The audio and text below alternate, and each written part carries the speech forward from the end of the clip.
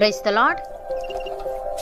ఈరోజు దేవుని వాగ్దానము, జ్ఞానము లేని వారికి మూఢత్వమే స్వాస్థ్యము, వివేకులు జ్ఞానమును కిరీటముగా ధరించుకొందురు.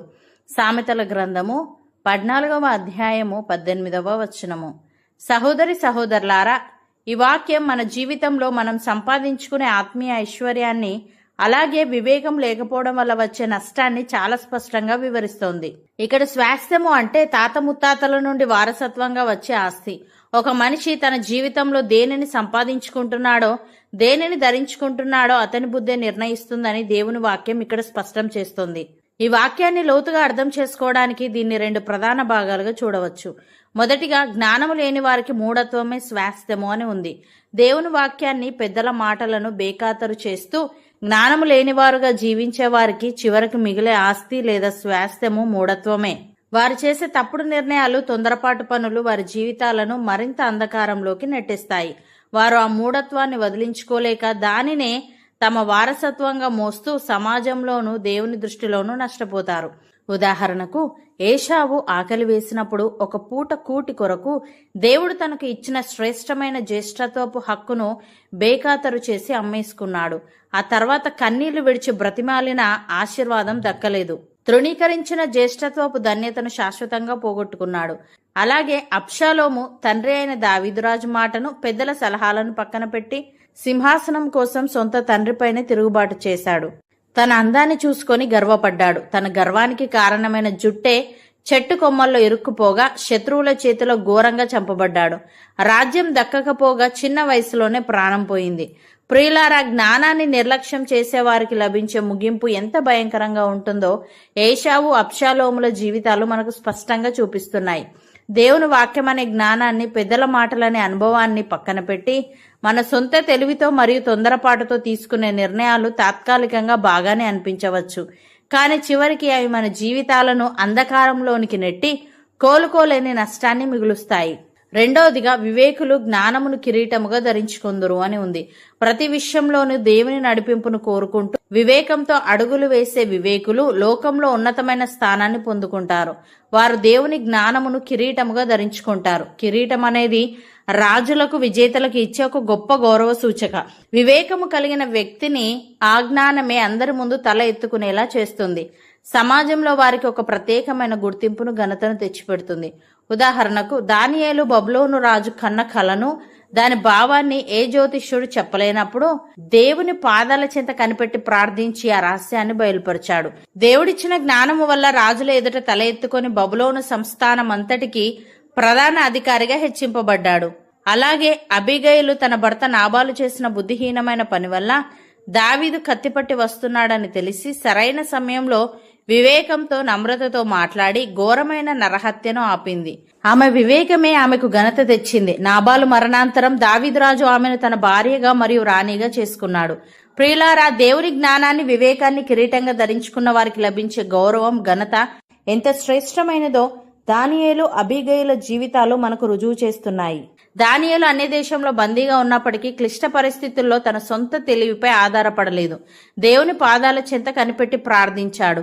ఆ వివేకమే అతన్ని బబులోను జ్ఞానులందరికంటే పైగా ఉంచి రాజుల ఎదుట తల ఎత్తుకునేలా చేసి సామ్రాజ్యానికే ప్రధాన అధికారిగా మార్చింది. అబీగయిలు తన భర్త బుద్ధిహీనత వల్ల ముంచుకొస్తున్న మరణాన్ని చూసి భయపడి పారిపోలేదు, తొందరపడలేదు. సరైన సమయంలో వివేకముతో, నమ్రతతో మాట్లాడి ఘోరమైన నరహత్యను ఆపింది. ఆమె ధరించిన ఆ జ్ఞానమని కిరీటమే ఆమెను ఒక సాధారణ గృహిణి స్థానం నుండి ఇజ్రాయేలు రాణి స్థానానికి హెచ్చించింది. లోకంలో నిజమైన గౌరవం, గుర్తింపు మన ఆస్తిపాస్తుల వల్లనో అందచందాల వల్లనో రావు. ప్రతి విషయంలోనూ దేవుని నడిపింపును కోరుకుంటూ వివేకంతో మనం వేసే అడుగులే మనకు నిజమైన ఘనతను తెచ్చిపెడతాయి. శోధనలు, సమస్యలు ఎదురైనప్పుడు అధైర్యపడకుండా దేవుని జ్ఞానాన్ని ఆశ్రయిస్తే ఆ జ్ఞానమే మనల్ని అందరి ముందు తల ఎత్తుకునేలా చేస్తుంది. సహోదరి సహోదరులారా, ఈ వాక్యం 2 విభిన్నమైన మార్గాలను, ఆ మార్గాల ద్వారా లభించే ముగింపులను మన ముందు ఉంచుతోంది. ఒకటి, జ్ఞానాన్ని తృణీకరించి మూఢత్వాన్ని ఆస్తిగా పొందిన ఏశావు, అబ్షాలోముల భయంకరమైన ముగింపు.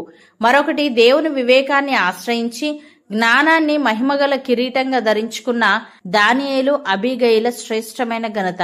నేడు వీరి జీవితాలు మనకు ఒక గంభీరమైన హెచ్చరికను, అలాగే ఒక గొప్ప ప్రోత్సాహాన్ని ఇస్తున్నాయి. అదేంటంటే లోక సంబంధమైన ఆస్తులు, తాత్కాలికమైన శరీర ఆశలు, మన సొంత తెలివితేటలు లేదా గర్వం వైపు మనం అడుగులు వేస్తే చివరికి మన జీవితాల్లో మిగిలేది చీకటి మరియు నష్టమే. అదే మన శోధనల్లో, మన నిర్ణయాల్లో దేవుని పాదాల చెంత మోకరిల్లి ఆయన నడిపింపును కోరుకుంటే మనకున్న ప్రస్తుత స్థితి ఎలాంటిదైనా సరే ఆ వివేకమే మనల్ని రాబోయే నష్టం నుండి తప్పించి సమాజంలోనూ దేవుని దృష్టిలోనూ ఉన్నతమైన స్థానంలో నిలబెడుతుంది. కాబట్టి మన సొంత తెలివి వైపు కాక దేవుని వాక్యం అనే సత్యం వైపు తిరుగుదాం. పెద్దల అనుభవపూర్వకమైన మాటలను గౌరవిద్దాం.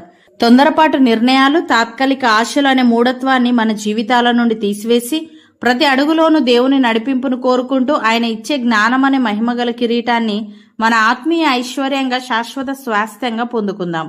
అవును అన్నవారు నాతో పాటు ప్రార్థనలో ఏకీభవించండి. పరిశుద్ధుడా, ప్రేమగల తండ్రి, జ్ఞానము లేని వారికి మూఢత్వమే స్వాస్థ్యమని, వివేకులు జ్ఞానమును కిరీటముగా ధరించుకొందురని, ఒక మనిషి తన జీవితంలో దేనిని సంపాదించుకుంటున్నాడో, దేనిని ధరించుకుంటున్నాడో అతని బుద్ధి నిర్ణయిస్తుందని నీవు సెలవిచ్చావు. తండ్రి నీకు స్తుతులు.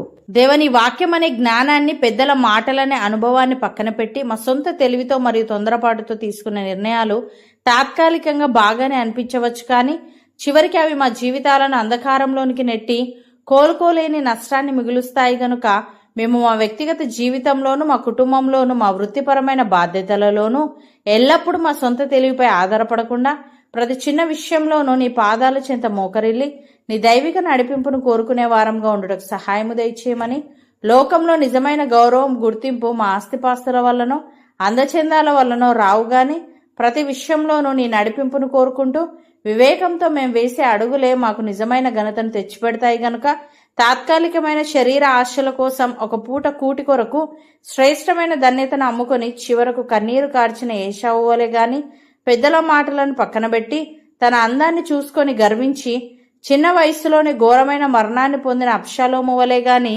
ఏ విధమైన మూఢత్వపు మార్గాలు మా దరిచేరనీయకుండా మేముండుటకు కృపచూపమని, ఈ వాగ్దానాన్ని విశ్వసిస్తూ ప్రార్థనలో ఏకీభవిస్తున్న ప్రతి ఒక్కరి హృదయంలో నీ జ్ఞానాన్ని స్థిరపరిచి దానియేలు వలె, అబిగయిలు వలె వారిని క్లిష్ట పరిస్థితుల్లోనూ నమ్మకంగా నిలిపి వారి ఇల్లు, వారి వృత్తిని పరలోకపు మహిమగల కిరీటముతోనూ ఉన్నతమైన ఆశీర్వాదములతోనూ నింపబడినట్లు చేయమని యేసుక్రీస్తు నామమున ప్రార్థిస్తున్నాము తండ్రి. ఆమెన్.